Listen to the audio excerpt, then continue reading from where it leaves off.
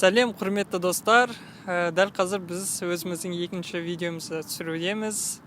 Видеоны түсіру үшін Лос-Анджелес қаласында Санта-Моника деп аталынатын жерге келдік. Арнайы сіздер үшін. Дәл қазір сіздер артымызда Тынық мұхитын көріп отырсыздар. Сіздер де осы сәтті өз көздеріңізбен көреді деген үлкен үміттеміз. Бүгін біз өзіміздің екінші видеомызда визаны алғаннан кейін қандай әрекеттер жасау керек, сол туралы сөз қозғайтын боламыз. Алғашқы әрекет, визаны алып алғаннан кейін бірден ұшаққа билет сатып алу керек.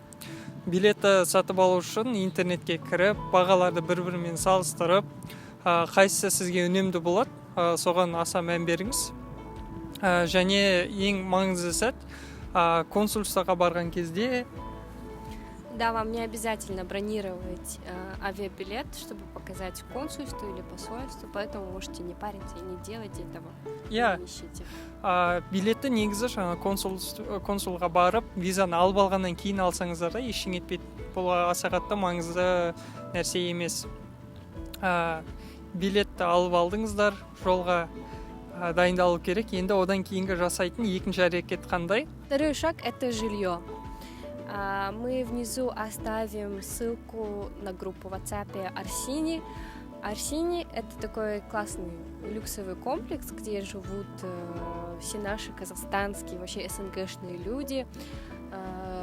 Мы думаем, что так легче будет адаптироваться в США, поэтому для первого времени это очень хороший такой вариант. Также вариант есть Airbnb, Craigslist.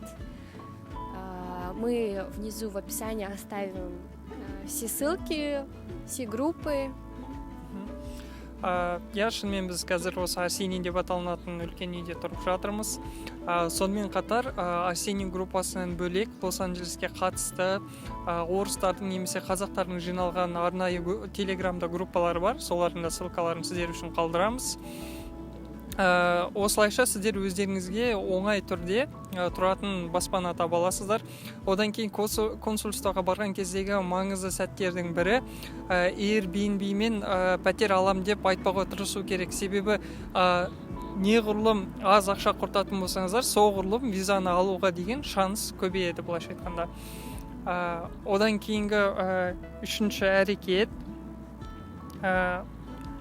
жолға дайындалу керек. Қандай киім аласыздар, не аласыздар, оның барлығын қазір Ләззат жақсылап сіздерге түсіндіріп береді. Третий шаг – это сбор чемоданов, да, потому что, то есть многие задаются вопросом, что с собой взять, так же и у нас было. Но самое главное – это лекарства. Если у вас есть свои специфические лекарства, которые вы принимаете, то обязательно возьмите их с собой. Они особо сильно не проверяются на границе. Почему проблема здесь с лекарствами? Потому что здесь в основном выдают по рецепту. А это, знаете, немножко тоже затратно, во-первых, потому что надо ходить в больницы и так далее.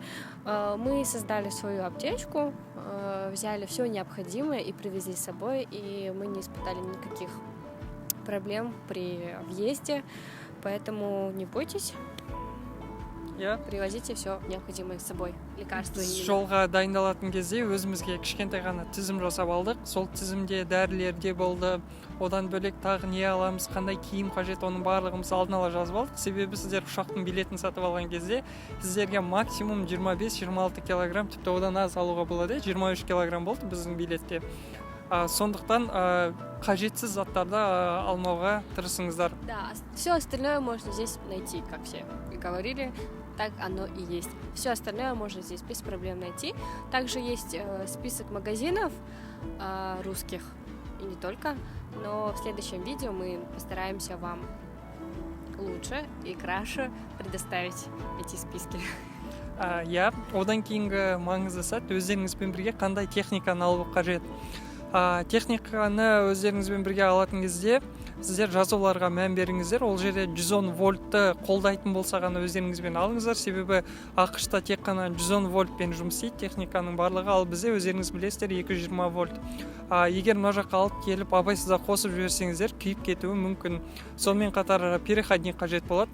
Өкінішке орай переходникті біз Қазақстаннан таба алмадық. Осы жаққа келіп мексиканецтердің базарларының ішінен $25 сатып алдық, иә? Да, но они превышают цену, но имейте в виду, мы купили за 25. Вот. Возможно, можно было бы дешевле даже. Иә, саудаласуға болады, сөйлесуге болады, бағалары әрқалай. Одан кейінгі соңғы маңызды сәттердің бірі есте сақтау қажет, ол Джетлаг. иә, дұрыс айтасың. Чтобы пережить и поскорее пройти этот процесс джетлага, мы советуем покупать билет на вечерний рейс, то есть чтобы вы приехали вечером в Америку, чтобы немножко походили и сразу ночью спать. Так у нас было. Иә, оның барлығын біз алдын ала біліп келдік, және ұшақта ұшып келе жатқан кезде ұйықтамауға тырыстық барынша.